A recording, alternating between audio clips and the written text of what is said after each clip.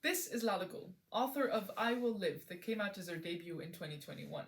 She was born and raised in Amsterdam, where she grew up in the Kolikid neighborhood, which is in part characterized by the presence of a Turkish conservative community. Her novel became the number one bestseller of 2021 for work originally published in Dutch, and it won multiple prizes, including the Ennis Public Prize. All that to say, the novel was vastly popular. In this fictionalized autobiography, the main character Busra thoroughly questions her religion and the strict community she grew up in. The novel concludes with a rejection of religion, and the act of publishing this book inevitably leads to a break with her family. Gul herself has claimed that the value of the book lies in its ambition to end the suppression of women, especially those in strictly religious migrant communities.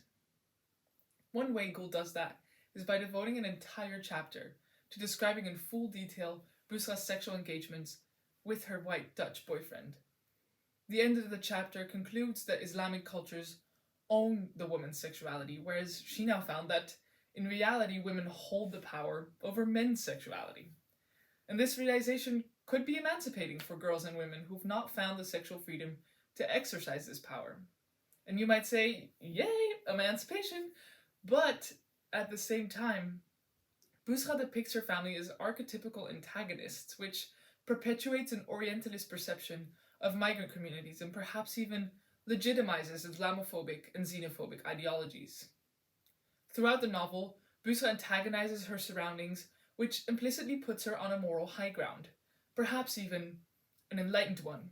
The novel starts with a condescending exposition of her neighborhood and the conservative Turks that inhabit it. She describes the houses as antique chicken shacks and refers to the time the neighborhood made the papers as the worst neighborhood of the country, followed by an extensive list of reasons why, and no attempt to counter this narrative of the neighborhood. If anything, she thickens the stereotypical perspective of the community as uneducated. She says most of them could probably not read or understand it anyway. This general description of the neighborhood she grew up in is followed by an exposition of archetypical descriptions of her family members. Her grandma is introduced as an uneducated Turkish peasant who is incapable of doing things literate grandmas would do. She tops this off with ridicule by saying her general knowledge is so miserable, she thinks there are 3 countries in the world: America, Turkey, and the Netherlands. Busra, on the other hand, is being educated in Dutch literature at university. Her grandpa is characterized by his absence, violence, and gambling addiction. Also, her dad's characterization focuses mainly on his absence. I don't know him otherwise. My entire life he's been at work and altogether absent from their upbringing. And Busra's mother is the most prominent antagonist. She is the gatekeeper of the code of Turkish conservatives and takes any violation of its unwritten laws to heart. Busra judges her beliefs and values for being low-born and implicitly glorifying her own secular and enlightened values. And this sense of being at or getting to this stage of enlightenment is one she likely shares with her Dutch and emancipating female Islamic readers.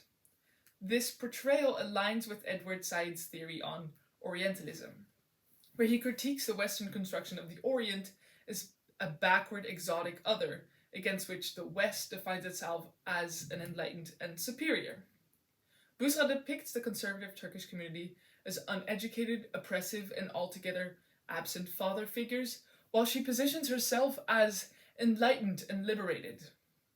In doing so, Busra reinforces the Orientalist dichotomy between the enlightened West and the backward East.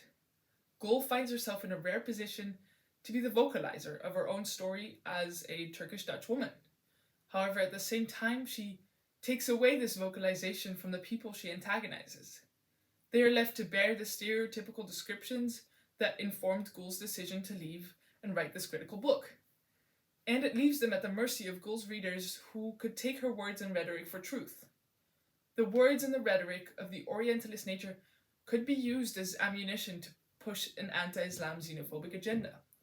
Said's analysis of Orientalism reminds us of the power dynamics inherent in narratives like Gul's, where the marginalized communities are portrayed through the lens of Western superiority, denying them agency in how their narratives are portrayed, and potentially reinforcing existing prejudices and misconceptions. The novel was also translated into German in early 2022.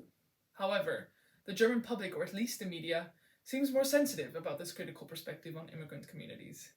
In an opinion piece, Gull cites a German journalist she approached about this. In Germany, it is taboo to speak negatively about immigrants or foreigners.